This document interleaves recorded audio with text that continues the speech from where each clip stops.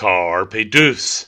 You know, I have hunts where things don't go right and some nights are worse than others. Some nights things go great. This is one of those nights where things did not go well, and I wanted to get y'all's opinion on whether or not you thought I should include these hunts in my regular series. I've started the scopes recorder inside the truck. I've spotted a hog. I've come back to the truck and gotten my rifle. Now I've got my rifle's recorder turned on. I've got the audio turned on. And I'm headed to meet the hog. I decide that the Super Yoder's putting out too much light, so I'm going to put it in the standby mode, and what I don't know is that when I do it, it's going to deactivate the recorder, and so I'm not recording through the rifle scope any longer. So the flickering that you see right here is the rifle's camera that thinks it's getting too much light and it's going into daylight mode, and of course it's not daylight, and so it goes dark and then it flicks back on again and keeps recycling. Quick scan, and I see the hog has popped out in front of me.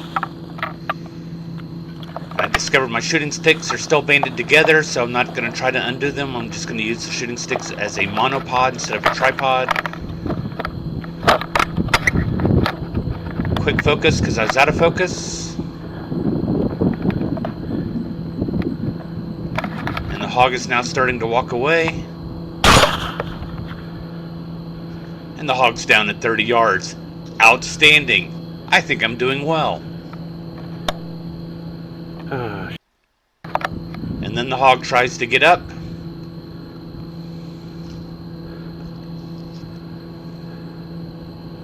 And because he's moving around so much, I don't have a clear shot of where to shoot him, so I wait until I can get what I think is going to be a good shot on him.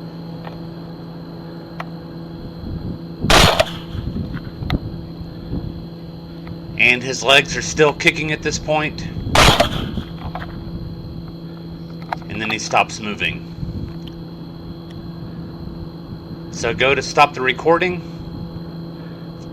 And it actually turns the recorder back on. And I am not happy. However, I have a 150-pound boar down, and I'm good to go. Now, I hunted for several more hours, didn't see anything. It was actually on my last circuit of the night when I spied these hogs out in this field. There are no cattle in the field. There's some livestock in the distance. They're actually in a higher field. And we've got a ridge about 3 feet in elevation between us and them. So this is going to be a good field to hunt, I think. Here I'm partway through the stalk. I've got my audio recorder turned on.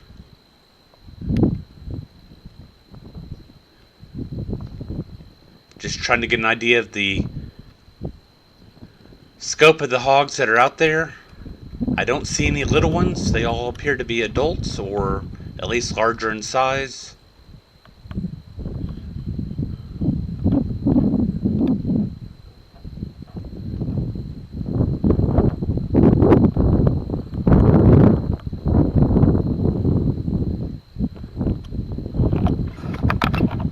So I'm going to press on. Now here, sped up the video.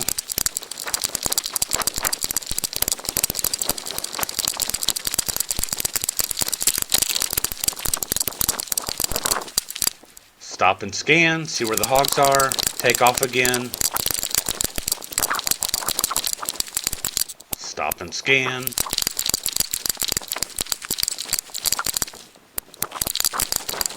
And just a little bit farther. And this is where I want to set up.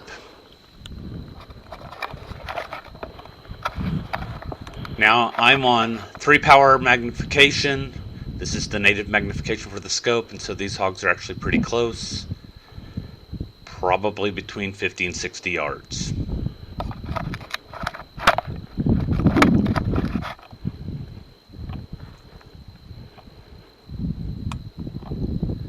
The wind is blowing towards me from the hogs at this point. It is dark, there's no moon out. So I'm just trying to identify the sows from the boars.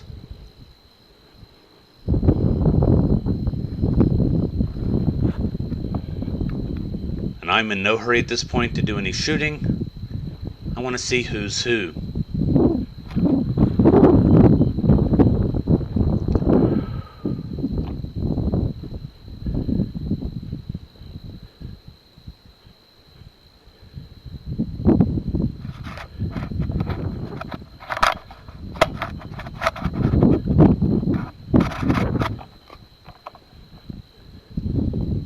that's going to be a boar. I definitely don't want to shoot it first. This one in the back is a sow. I'm going to start with her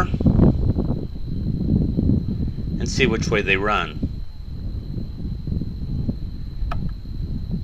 Now here I'm about to shoot. You can see that the screen is just disrupting, indicating that the shot has just started. And I've lined up more on the boar's head next to her than on her. This shot's going to go through her shoulder at about heart level. It's actually going to be a good shot, but she doesn't go down, of course. This running shot, it's going to be low, it looks like. It sounded like it might have connected, but the hog is an influence. This next shot looks like it's going to be high, but because of the way the hog is running, you can see the white spot on the side. That shot definitely connected along the side, and that hog continues on. And this last shot is definitely going to be high, and it's going to miss this hog.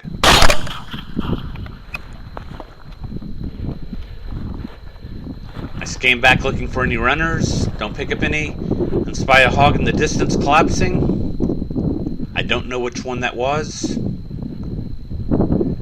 My original sow had run off to the left and I've lost her completely. I don't know where she is.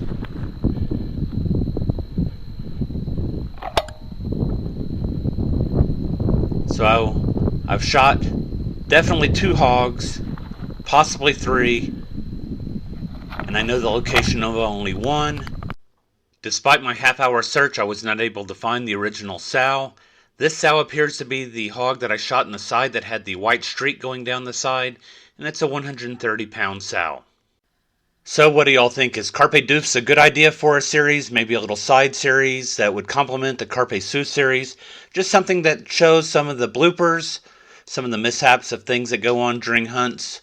Or is this something that should be swept under the table and be kept hidden forever? Let me know in the comments below.